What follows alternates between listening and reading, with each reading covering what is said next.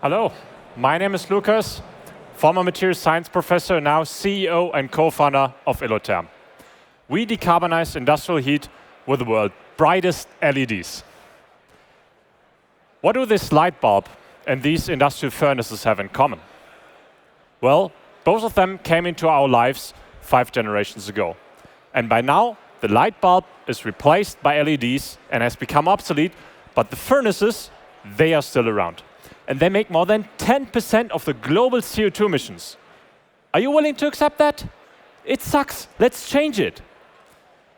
And I got lucky that a decade ago, my advisor helped me to meet with Nobel laureates, to train the mindset, to fundamentally challenge the status quo and persist despite of headwinds. And the concept I'm challenging is the furnace itself. It heats air by burning fossil fuel, which is slow and inefficient. And instead, we want to use LEDs so purely concentrated that it only heats the material itself. And when I discussed this with experts, most of them said, no, this won't work.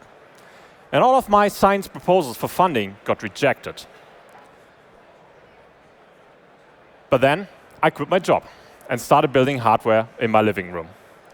And 5 years ago, all of this would have been literally impossible. But because of breakthroughs in LED technology, we were quickly able to demonstrate that we can melt metal with blue LED light. And now, backed by courageous supporters, we're able to watch the world's brightest LED at work. This steel sheet is being heated to beyond 1,000 degrees C and ready to be processed just like that. And this is live speed.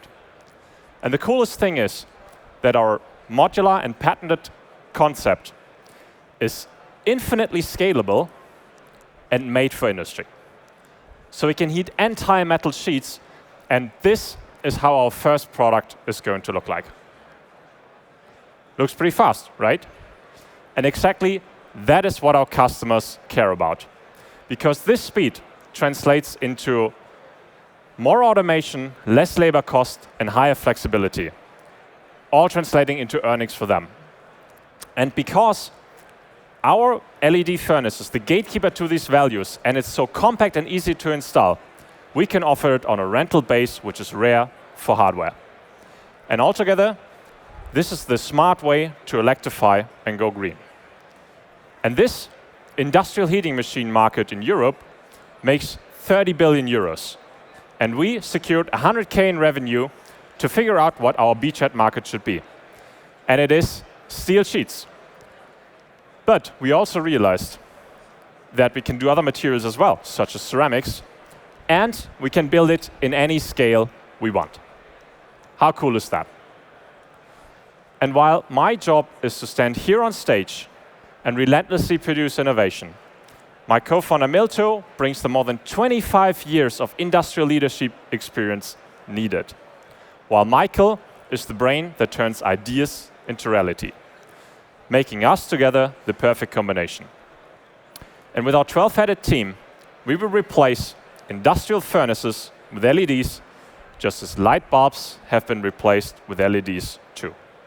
So, if you have expertise on scaling a hardware business, or if you want to be the next one to back us, let us have a conversation. Thank you.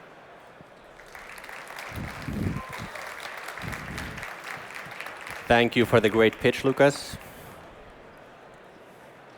Volunteers? So can I ask a clarifying question before I ask my question behind the question? Is the revenue model today selling machineries? It could be, but because we're so easy to install and we unlock values that are way beyond energy savings, we have the possibility to have a recurring service model. Perfect. So then that's one way of scaling, right? Selling the machinery and then have your service revenue. Yeah. Have you thought about the other asymmetrical ways of scaling this, whether it's through licensing the technology or doing it with a franchise? Yeah, we've thought about this. And the key question to answer first is what exact application are we targeting? And because one will be slightly different from the others and different models will be more attractive for one or the other. So that call is to be made, but only in half a year from now. So why blue? And is there some kind of other modulation involved in the illumination than just turning the LEDs on? Actually, this is a fantastic question. And I was a material scientist before. And physics says blue is the right color.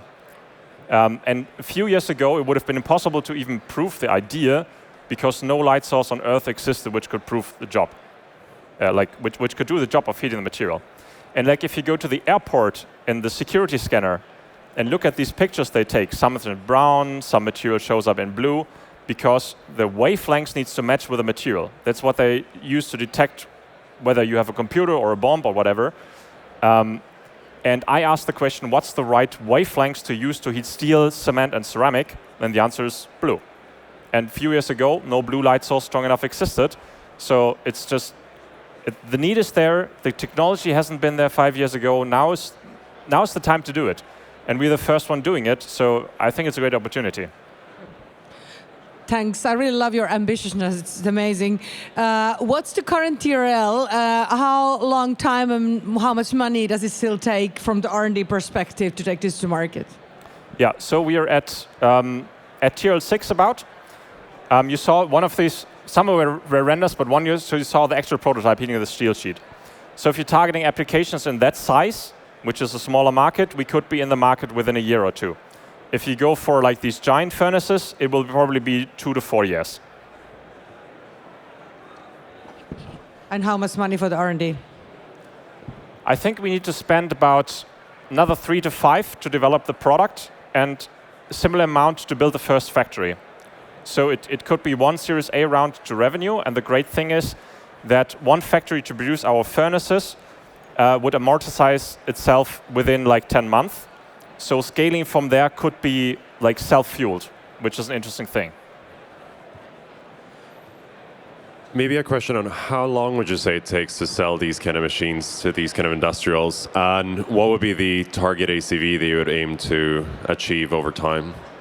Yeah, so selling this kind of machine is a difficult task because you need to understand the process. Each customer is slightly different. You need to understand what the quality requirements. You need to do testing, and kind of the sales channel is not like you call them up and like ask them, do you want this thing or not? It's you're building a relationship, do testing, like get the confidence of their tech people, but they also talk to the business people, figure out at what point of time they want to replace the machines.